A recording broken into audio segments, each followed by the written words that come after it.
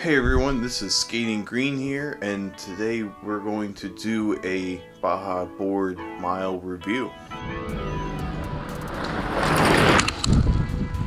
So let's start with the current mileage I have on it. I have 644.9. So I know I said 650 on the title. After I do one more ride, I'm obviously going to be over that. And for searching purposes, I thought it made more sense to put that on there. I did make some modifications to the board. I did change the nuts that go on the wheel. The ones that come stock have too much threading showing, and I've had an issue of one of those bolts snapping because of the bolt getting smacked. So I got these M10 bolts. They fit very snug and they do cover pretty much all the threading, and I also like the flare that has at the base of it as well. And having it with the black color kind of makes the board look a little bit nicer than having those shiny silvers on there. The second modification I made, I got him from Rambo. You can see him in the Facebook group under the Bajaboard owners. He does these 3D printings that go over your long bolts that you have. The stock ones, they're metal. I mean, they work just fine, but they do make more noise and they can tend to rattle. And they also don't fit as snug. So what Rambo did is he 3D printed these so they're made out of plastic. They fit a lot tighter, and it does make the board quieter, hands down. Future modifications, as you all know, I will be changing this into a gear drive as well. And I think I have to replace my suspension arms then. So it will end up having a bit more modifications at that point. But at the moment where I'm at now, the modifications have been very small. So if you're in the market looking for an electrical longboard and this caught your eye, it is the first board that I purchased. The individual wheel suspension was something I really liked, and it is a very comfortable ride for somebody that's starting out. The board can be a little bit stiff, but you are adding a lot of stability with that, which is helpful. There are things you can do to make it a bit looser, but also remember that you're going to lose that stability as well. So I'll talk more about the remote here in a little bit, but when I first started out, I had the power at 50%, and then I slowly worked my way up. When you do the 50% power, it gives you like a top speed of 15, I believe, and when you're first starting out, that's fast enough for you. And then as you get more comfortable, you can increase that. As a beginner board, I believe that it is, considering even though it looks intimidating, the comfort of the ride and the stability is there to really help you out get started and get a sense of balance for these things. Probably my most common maintenance or issue I've had with this board is the belt drive system. Even with the bash plate guard on there, rocks do get caught up in it. I've replaced many belts as I got better. It wasn't too bad when I was a newer rider, but then when I started getting better, a lot more stuff would kick up. Also, the rocks would end up getting into those gear teeth and it would ruin those, so those were pieces that I've had to order before as well. Once you have to start replacing that, you're going to learn how to take off this motor mount that's attached to the drive shaft. And then there's bearings in there where you need to have special pliers for that metal ring. I forget what it's called exactly at the moment, but I'll have it pop up on the screen there for you. Other than that, I really didn't have any other issues. I've had some maybe slight problems. One time my axle bolt rod here for the wheel did snap off on me. My axle rod screw has come loose once on some really rough stuff, but I haven't had that issue since, so I think that was just an odd thing. Also, underneath the knuckle, there's a bolt there. One of my rides, the nut kind of came loose and I couldn't find it, so then my bottom suspension arm and wheel knuckle wasn't connected, so that was another problem that I've had. Other than that, everything else is just kind of normal wear and tear. So now I'm going to talk about some of the gear that I wear and use. The first item would be my book bag. I believe it's Amazon's tool book bag, but I was looking at different options. It works for what I need it for. If I'm doing long hauls and stuff, I want to make sure I have an entire toolbox with me because this board's got a lot of moving pieces and some things tend to get loose or you need to replace, and that's kind of how I built the bag then, was when something happened, like, well, I'm gonna need these replacement pieces plus the tools I need to replace it. But once we get the new gear drive system, I feel like this bag's gonna get a lot smaller and I might not need as many tools. As far as my knee pads go, I use these Body Prox pads. They're pretty nice, especially since I'm not worrying about asphalt. I just kind of need something to protect my kneecaps.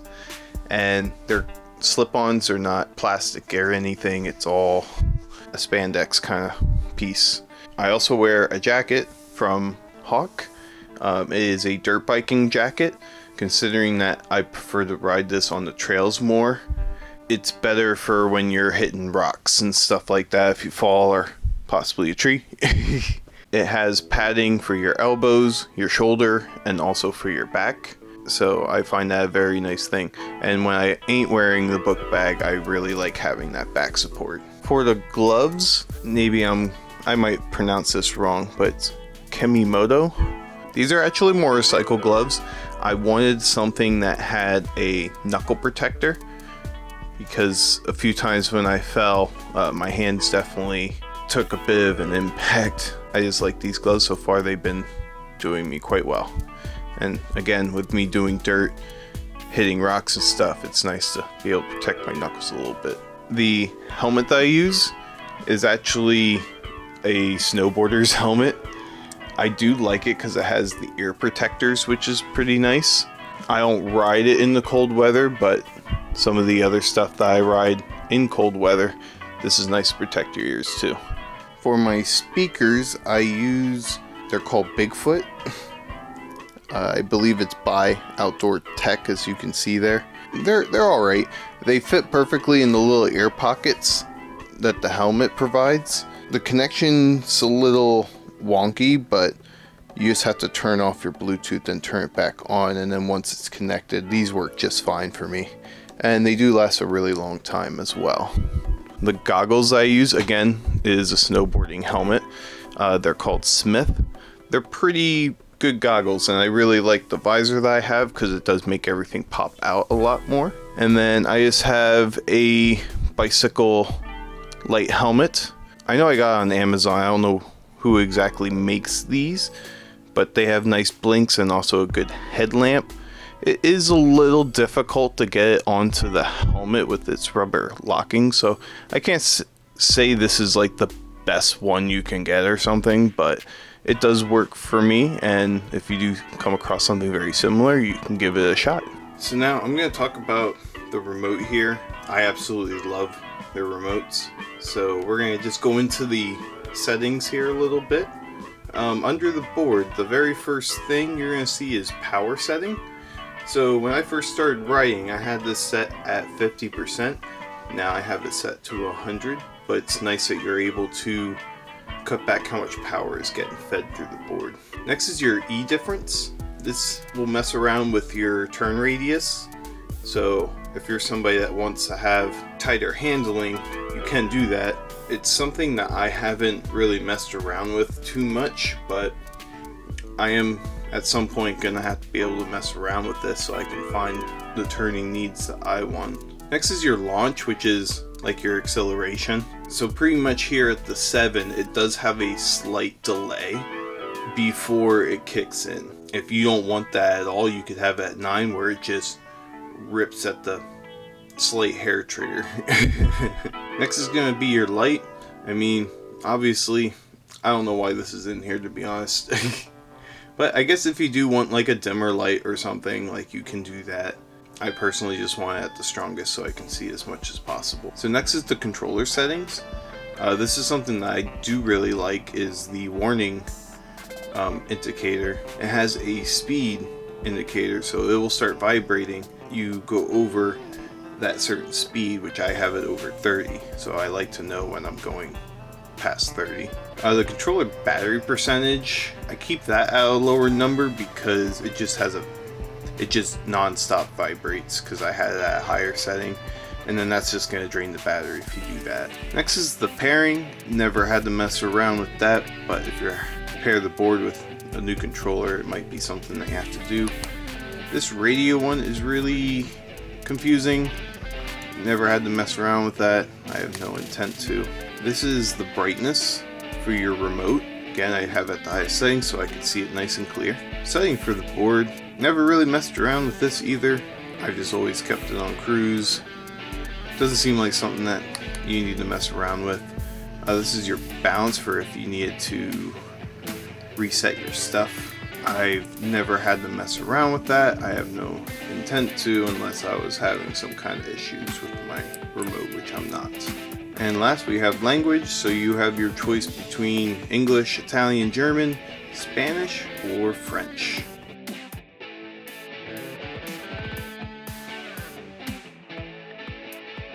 Next is the actual settings, which will change your stuff from miles per hour to kilometers per hour. Shows your current trip. It does show your last trip, which sometimes I forget to reset. The total trip, which shows the total miles of the board. Also shows your average speed and your max speed. Next you have your brakes. I just do 90, just a little bit lower, just because I don't want to get really jerked back. This is your traction control system, which I've never really messed around with. I want to say it's more beneficial with the G4X system because it's a 4-wheel drive. And this is the profile settings. I think this kind of figures it out if you do it manually, but if you change it, I guess it will mess around with some of your settings and stuff like that. So that's something I haven't messed around with either. If anyone was interested in me doing a video comparing those in the future, let me know. I could definitely mess around with that. As far as the durability of it, it's actually fantastic, because when I had my wreck going 30, this screen popped off completely and I had to re-put it back in. Still works just fine. There's every once in a while now I kind of get a board misconnection. It's rare, but it's enough that I notice that happens, which might have something to do with that fall. So I did mention on the Bajaboard owners Facebook group about any questions that they might have had when they were first looking into these boards. I know some people that are having an interest in buying will go into these groups, but it's more people that have already owned the board and they've experience with it. I only had a couple comments off of it, but I am going to answer them because one is pretty good. Both of them did mention about a payment option for them. So regardless of where you are, there's two options of payment. You can pay one that's completely upfront. If you have the money for that, that's a great option, because they did say that you would save a total of $100 US going through that option. The other option, which is something that I did when I first bought mine, was the 50-50. You pay half of it up front first, and then once they finish building the board, then they charge you for the other half and ship it.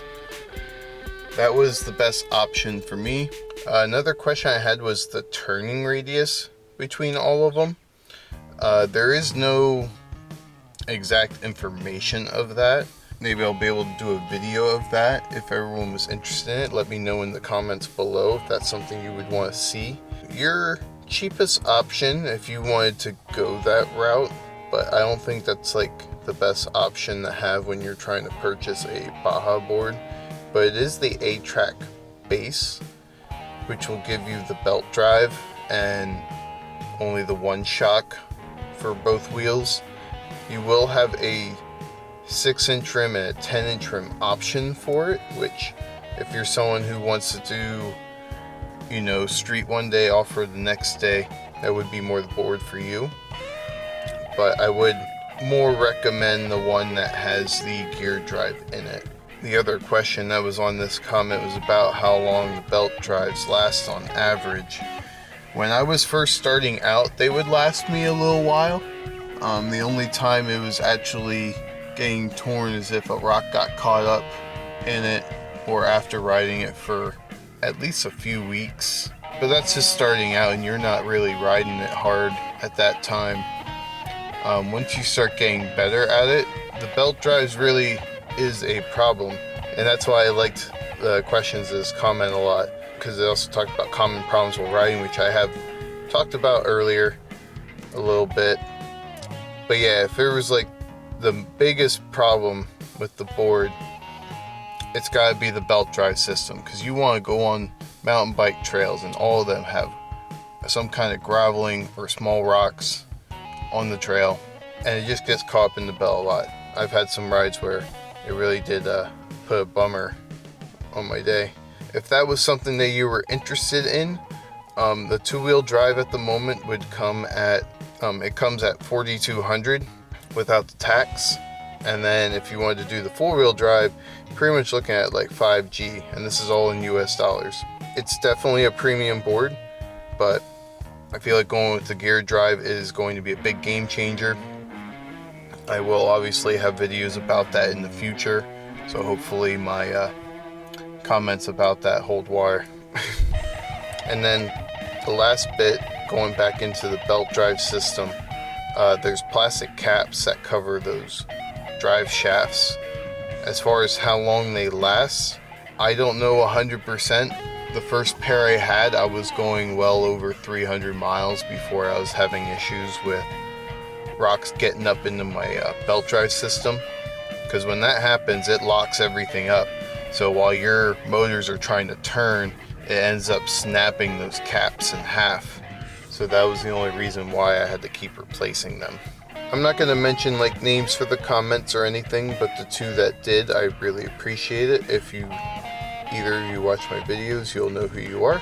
So the reason why you would want a Bajaboard is if you're somebody who wants to go onto the mountain bike trails, handle with some rough terrain, and have the suspension to not have it beat up on your legs and knees as much. So that about wraps it up with the video. I hope you all liked it. If you have any questions, please leave it in the comments below. I will answer them as soon as possible. I appreciate you all for watching, and you all have a good day. Take care, everyone.